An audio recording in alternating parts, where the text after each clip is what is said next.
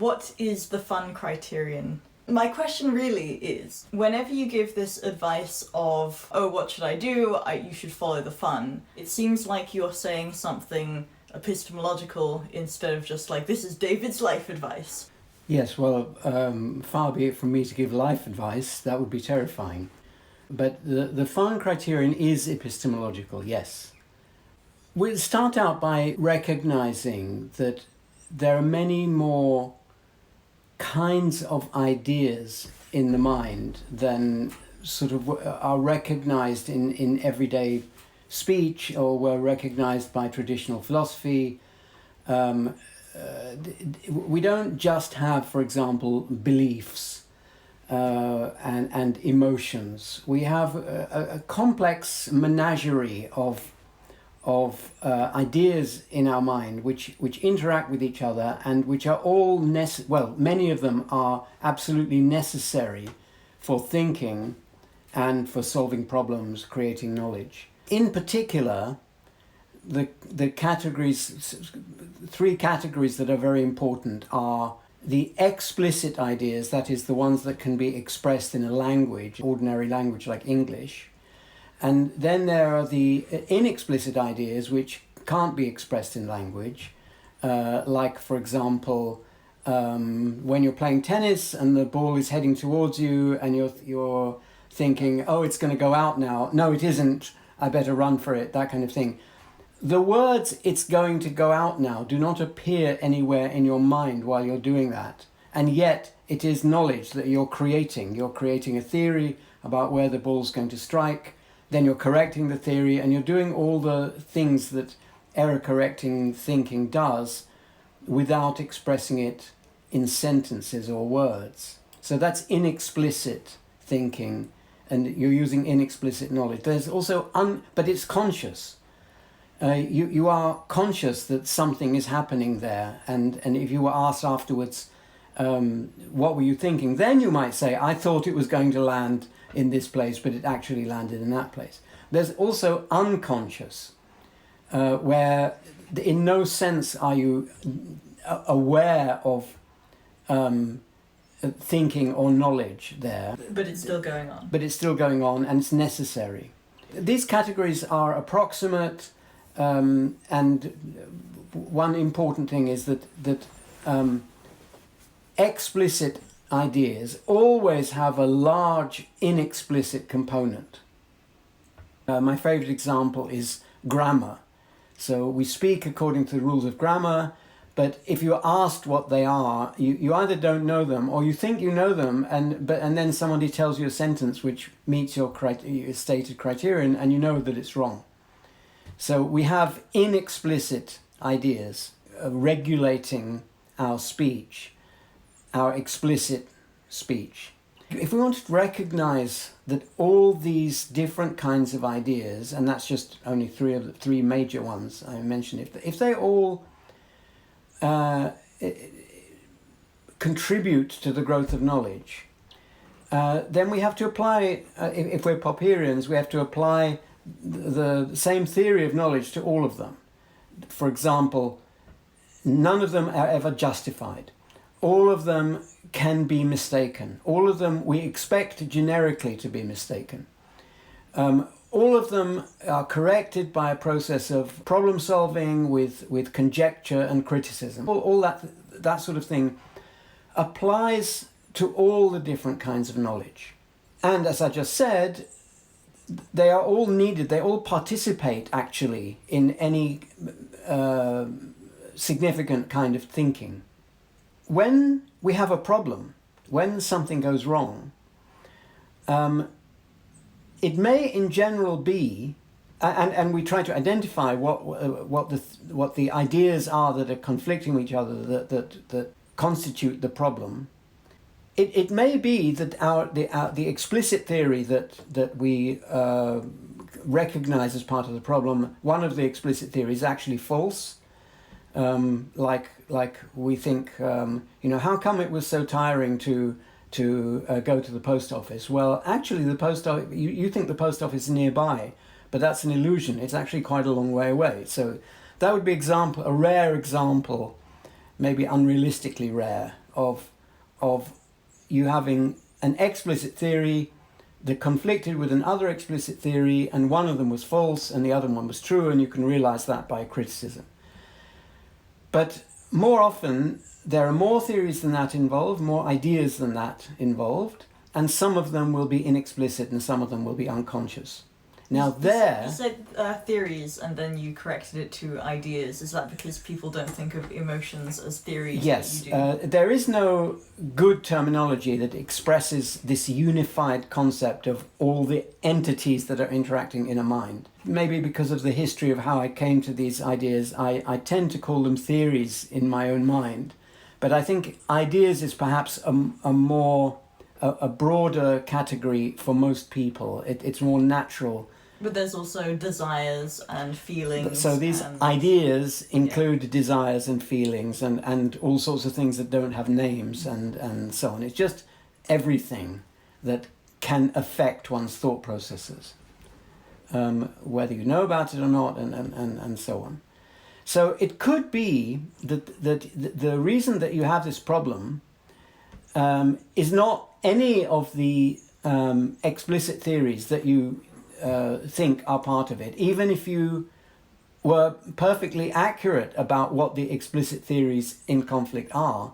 The problem will in general include actually inexplicit and unconscious theories. And there, the tactic of trying to criticize one of them is not really enough, because you don't know what it is. You don't know what the inexplicit theory is, and if you do have an idea of what it is, you can't express it in language, therefore it's harder to criticize. If it's unconscious, you definitely don't know what it is. So, for example, take the tennis example. You seem puzzled by that. Where it's a matter of where will the ball land, you can kind of synthesize what your theory must have been. If you then hit it wrong and you're analyzing afterwards, why did I hit it wrong? Well, because I thought it wasn't spinning and it was. So you've converted your inexplicit ideas into explicit ones. Then you can criticize them. But you might not. You might be wrong about what it was. You might be wrong about what your inexplicit theory was. And even worse, if it's unconscious, then you can't even conjecture like that. If it's an unconscious theory about things like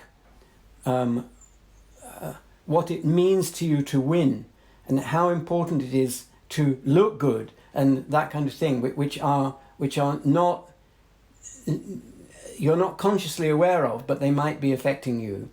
They might be affecting your criteria. Then you don't know what they are, and then it's absolutely impossible. Well, no, it's not absolutely impossible. You can always think about it and work out what it must have been, just like with the inexplicit theories. But it's much harder, shall we say. And then you have to, supposing you're in a situation where you are faced with a decision, and you want to make a decision, even if it's only a temporary decision. What shall I do until I've solved this, or whatever? Then you have to find a way of a criterion for when there is a conflict.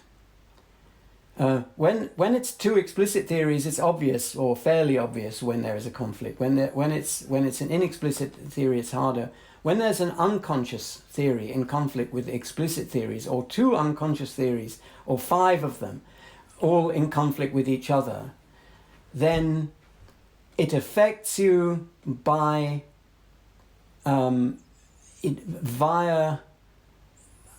I don't think there's a satisfactory word for it, but it affects you via your feelings. It affects you via your mood. It affects you via things that can't be easily stated in words, but they can be felt.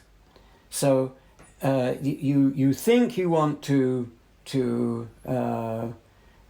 go down to the post office, and your unconscious theory knows very well it's a long way away, but your conscious theory thinks it's just around the corner, and you feel a reluctance to go. And that reluctance is one of these things. It's a feeling. It's a mood. Now. So there's a conflict. How do you know there's a conflict? Well, you have a mood. Yeah. But then, like, so if you've got a bunch of different unconscious theories and inexplicit theories, and they all say to do different things, perhaps. Yes. What determines which one wins?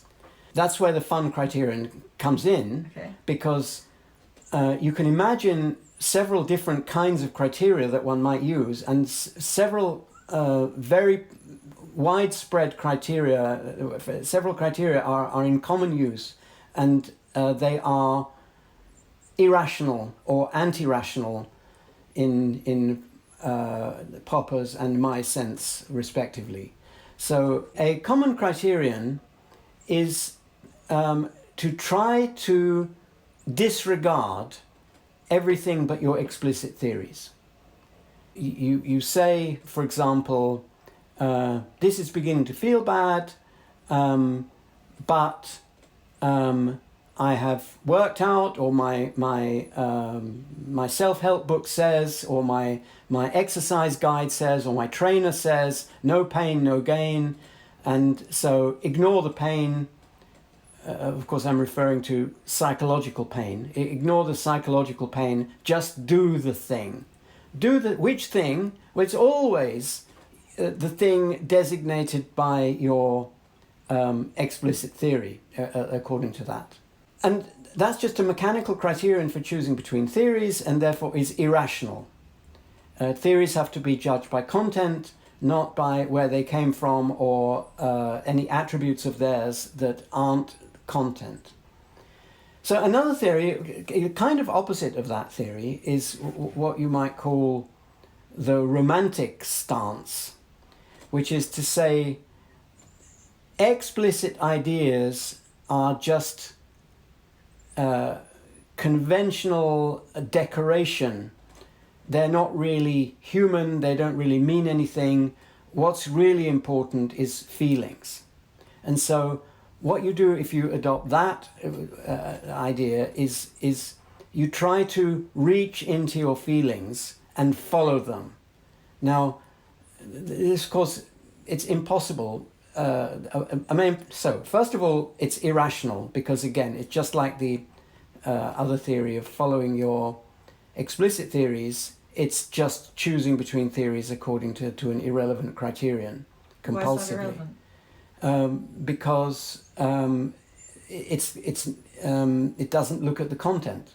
It only looks at the type of theory, or the origin of the theory. You mean choosing feelings over something else just says, oh, feelings are good, and then it doesn't look at what the feelings actually say. Yes. So so that is irrational for I mean, it's overtly irrational. But there's also the problem, just like with explicit theories, but more intense, that you cannot actually act on your feelings unless you have an idea of what they are, and you may be mistaken. So you don't need an explicit idea about what they are. You do, because you might have a feeling that something is going wrong, but that doesn't tell you what to do. Yes, but you don't need an explicit theory of what to do. You can just kind of do without thinking in an explicit way. You can just kind of follow your intuitions.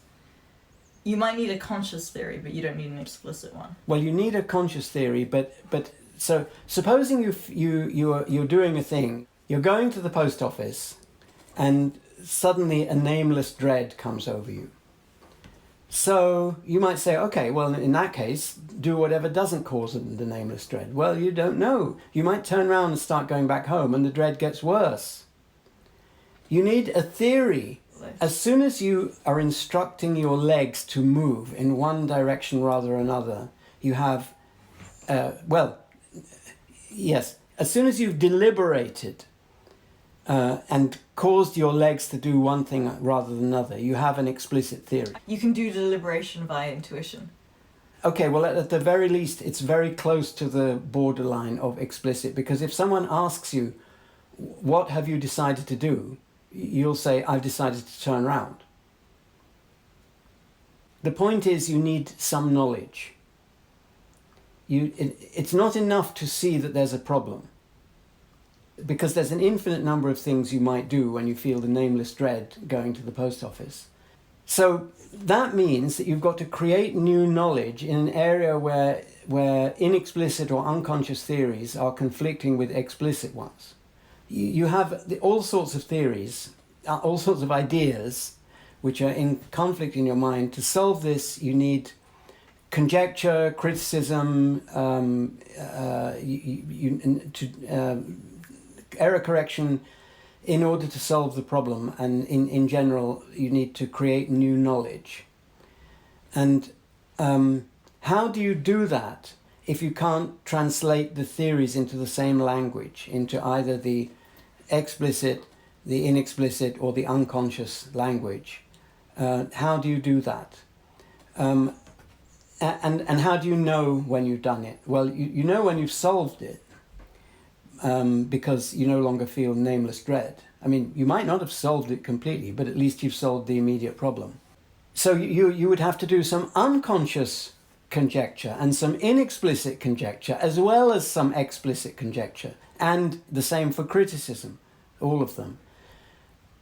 So how do you cross this boundary line between these areas of knowledge that it is difficult, or perhaps in practice impossible, at least in the time, to translate between? Well, I think the answer is, and this is going to be true even of purely explicit problems, because they never are purely explicit. The answer is that at some level, all these processes are evolution. They're all a bunch of ideas evolving in some environment.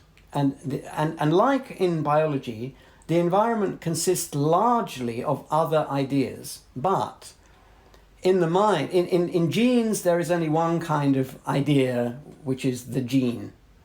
And but in the human mind, there are lots of different kinds of ideas, and they're not intertranslatable, but they are all evolving in the environment of the others. And therefore, what is happening when things are going well is that there's conjecture and criticism, but the conjecture and criticism in each of these areas is taking account of what the others are doing, or at least what the others are. So just a simple example, I'm not sure if I can think of all 6 possibilities, but if you make explicit criticisms of your explicit ideas, you will have not only the usual explicit criteria of, does this make sense, does it seem to solve the problem, is it logically consistent, is it consistent with my other theories, and so on. You'll have all those things, but you'll also have, do I still feel the nameless dread? And so that's making explicit whether you think there's a problem. You may be wrong, as always. The nameless dread may not be any of the things you're thinking, and the same is true at the inexplicit and the unconscious level. That they can all take each other into account, even if they can't be directly criticized by each other, or translated into each other, or directly brought into confrontation.